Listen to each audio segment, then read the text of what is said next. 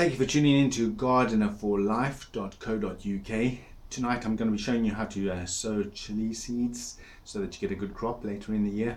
It is beginning of January, so we're sowing really early now so that we can get the crop, give it enough time to ripen. Chilies take quite a while to ripen in the UK.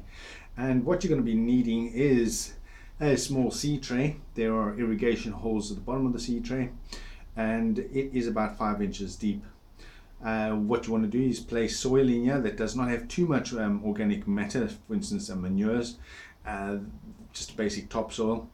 If there's too much manure or compost in your soil when you sow your seeds, that can lead to some of the seeds rotting, and your germination rate will be far less. Alright, so you fill your seed tray up to about 4/5, and tonight what I'm going to be sowing is a seed called Chenzo. It's a small chili, a little bit bigger than your pinky or even smaller than your pinky. It starts off green and turns a deep purple mauve color. Really attractive looking plant with the chilies standing out on them.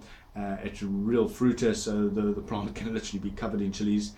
And these are our own chili seeds. We've harvested these from the fruits in September this year. So they're good fresh chili seeds, so I'm expecting a really high germination rate.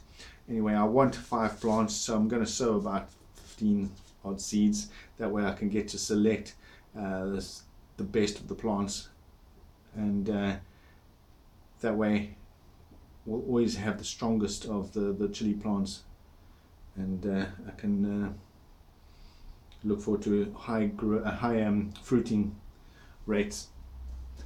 So you just scatter the seeds across the top of the soil there. The soil is already slightly damp, and then you cover that with more of the same. You want about 1/2 inch of soil over here.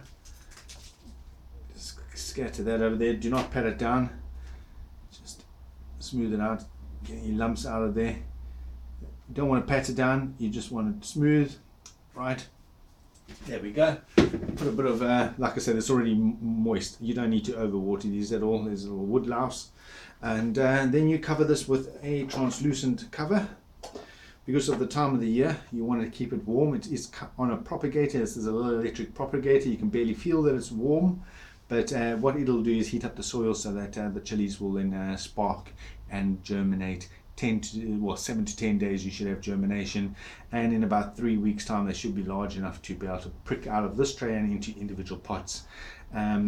This tray does come with a ventilator on the top so that you can reduce the amount of condensation that occurs.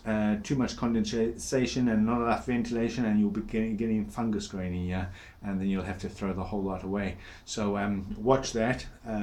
You can see the condensation. I'm just going to tilt the camera a little bit on these ones. These were planted maybe an hour ago, and you can see how opaque the lids have become through condensation. So we'll be opening these just so. Right, and that's about it really. Last tip, and seriously important tip: always tag your trays, or else you will forget what you've sown. And honestly, that you think you will remember, you don't. I speak through experience. So there you go. Chenzo, I know that's sown, and I know what it is, so I know what I'm eating, although that is a very distinctive chili. Alright, thank you for tuning in, and please do leave your comments, and look at my other videos on gardenerforlife.co.uk. Give me comments, give me feedback, let me know your tips and tricks and hints on how you go about growing chilies, and thank you for tuning in. Right.